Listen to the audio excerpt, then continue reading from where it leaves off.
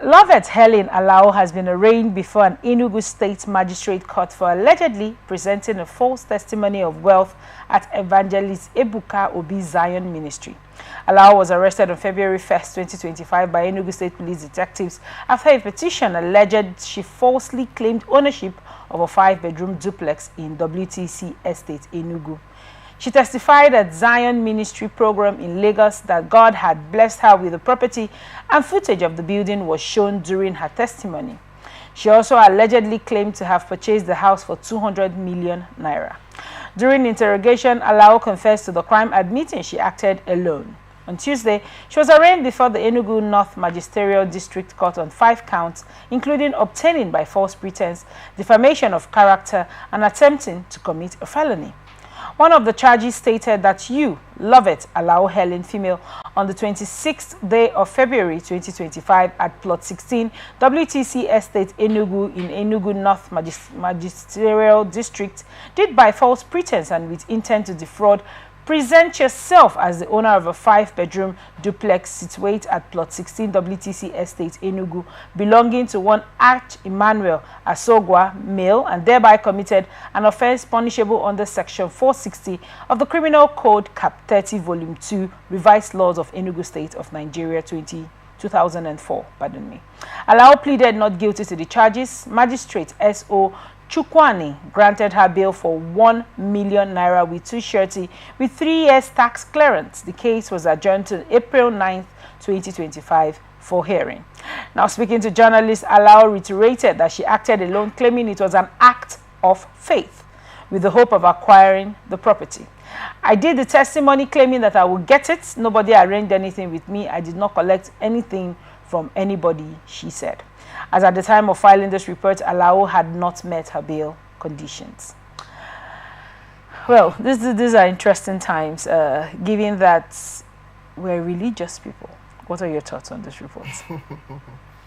Well, for me, if she had just given the testimony without the footage of a particular property, I don't think, in my thinking, I don't think I would have faulted her as a criminal or something. Yeah, because she would have just said, oh, I have a property. God gave me a property, as it were. But to the extent that she showed a footage of a particular picture, that's that the particular building was snapped. And I think that's where the issue comes in. Maybe the owner, the architect who owns the property was able to identify that this is my building. Right. This person is claiming to own. And probably that's where the bubble bursts. But what then is faith? Faith is not a conversion of another person's property. What then is as far as your eyes can see? You see with the eyes of the spirit, not personal property. I like your gown, by the way, it's a beautiful gown. Assuming as I'm a lady that wants to wear it, I could desire this gown, but not to take it off your body. As it were. See, faith is the substance of things hoped for, the evidence of things not seen. Not, you don't. I don't even understand. In testifying, you testify of what God has done, not what you anticipate to be done. Now, did she even need to bring a footage or a picture of the building or something? I don't. Don't you think that is because that is how far her eyes were seen at the time of her testimony? Yeah, but that particular building she presented belonged to an individual. Right. And probably from what he said there, the address was mentioned. That's covetousness. You see, you can get that kind of building without necessarily trying to convert another person's property. I think that's where the issue. See, even though she may not have intention of committing a crime like that the child said, obtaining by false pretense, another, but she has just raised an alarm to the owner that the owner becomes suspicious that, oh, this is my property. It's now left for her and her lawyers to prove it in court that she had no intention of taking over that man's property. But I think she would have given her testimony if it was needed, since the property is not standing anyway. But why even testify of something that I'm trying to rationalize it. You know, yeah, you believe God has given you this property or a prototype of that property. Wouldn't it have been safe for her to say, this is the kind of property I'm expecting from At that point, is it a God? testimony or a prayer request? Well, since she opted, it was within her place to decide if it's a testimony or not. This also brings to mind, when people give testimonies, Right. shouldn't they, I don't know, I'm not trying to prescribe a formula for any organization or place of worship, but I know in some organizations, before you come out to give a testimony, they always ask for those who have testimony, see so person. And the person you're seeing, who's usually is remember as it will vet those testimonies to know if it is something worthy to be shared amongst the brethren. If they look at what you say, if it is a story that seems like too plenty stories that, you know, that is neither here nor there, they can, you know, step it down, not because they don't believe in your testimony or something, but in order not to create doubt in the hearts of people. So I think if they had done this, they probably would have seen this. And then for security reasons also, given the rate of kidnappings and all that has happened, coming to mention such amounts in public place, like she paid 200 million right. or something, I wanted to whether it is true or not, but she would have put herself in harm's way, because you never can tell who would have been there, who would have felt, oh, this lady is worth 200 million naira. And now, I really like the way your church pattern has gone, you know, as regards analyzing the full scale of the story. But I want to gather your thoughts as regards this testimony given and the fact that it feels like the bigger, the better. Right? Now, to whom much is given, much is to whom it's basically on, it just seemingly seems now in these churches, as it were, like to whom much is given, much is expected. People come with all of this. Actually, I feel sometimes it just seems like maybe testimonies are now scaled as regards the magnitude or the size of what the act that happened before you can give. When I was growing up, the testimonies we usually give them was, I want to thank God for my family, which is equally supposed to be a testimony. But now, if I opt to go to somewhere, to go to a church now, I say, I want to give a testimony. What I want to testify is I want to thank God for my life. I want to thank God that I woke up this morning. You know, in weighing for time, well, okay, most times, testimonies of, I was able to buy a 200 million naira mansion is going to precede before I thank God for waking me up.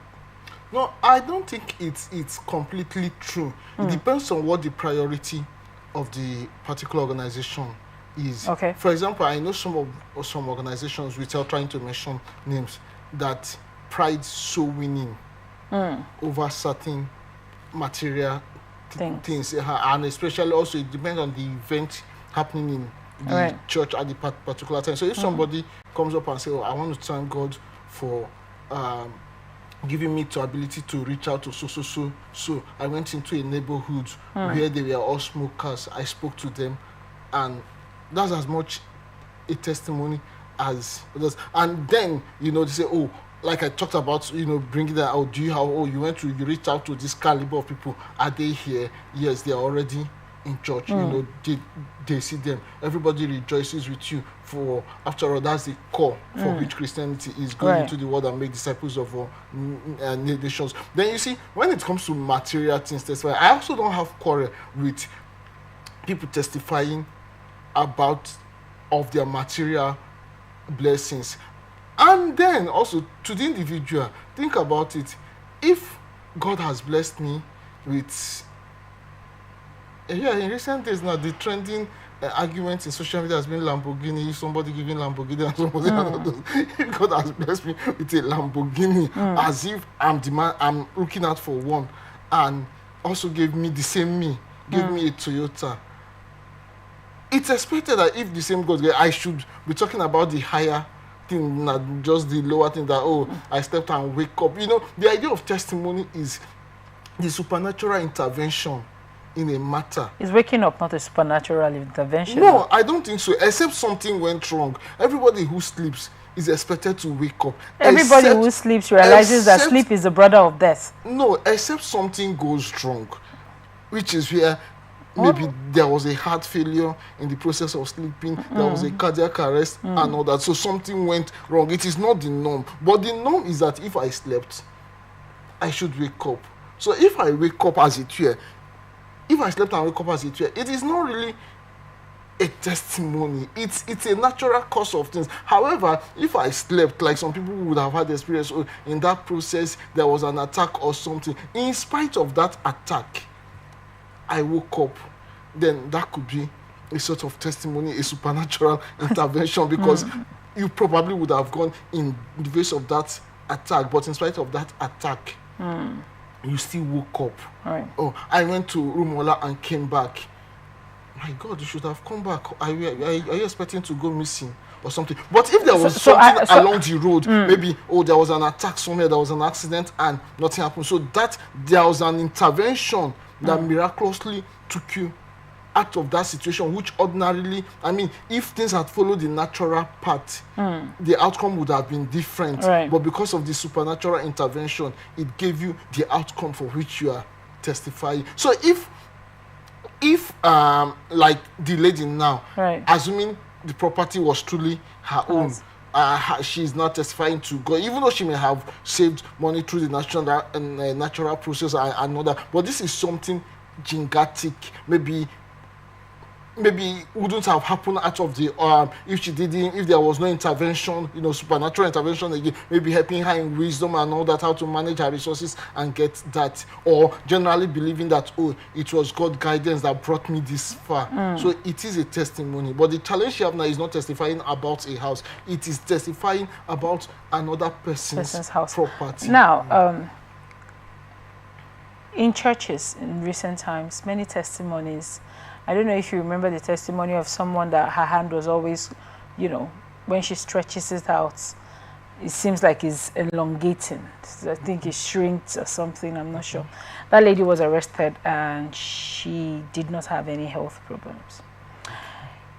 Testimonies usually act as some form of campaign or evangelism, I would say, because when someone hears about what is happening in this place, because people are crazy about miracles and events, many people, that creates a surge.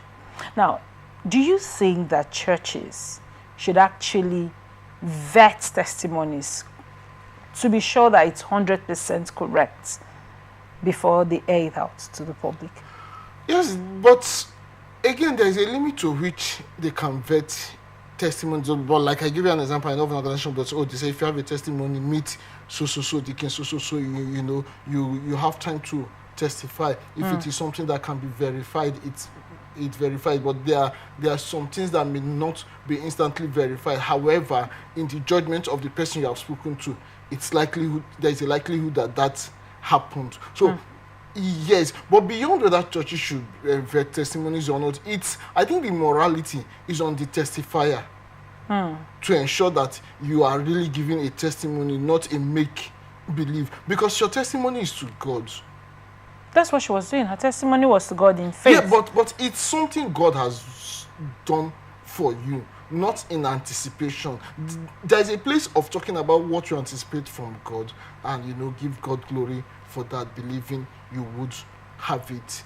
That's not, in my thinking, it is not wrong. But where you have a crowd of people, not all of them are believers or at least have the same level of faith as you have, it's better what your testimony should be made clear so as not to sound deceptive. Paul even says something in that line that do not allow your faith or to be a hindrance to your brother. If your faith, he was making a comparison about food or something. You think taking this particular food is no sin. The other guy thinks that it is sin. Or if I think it is no sin to take it, I should take it quietly without disturbing. So my faith does not stand as a hindrance to you. So if I have that faith that God is going to give me this building, I can testify amongst those who have similar faith with me, without, because now it's looking like a disrepute. They say, oh, it has gone to court. I mean, that's not where the church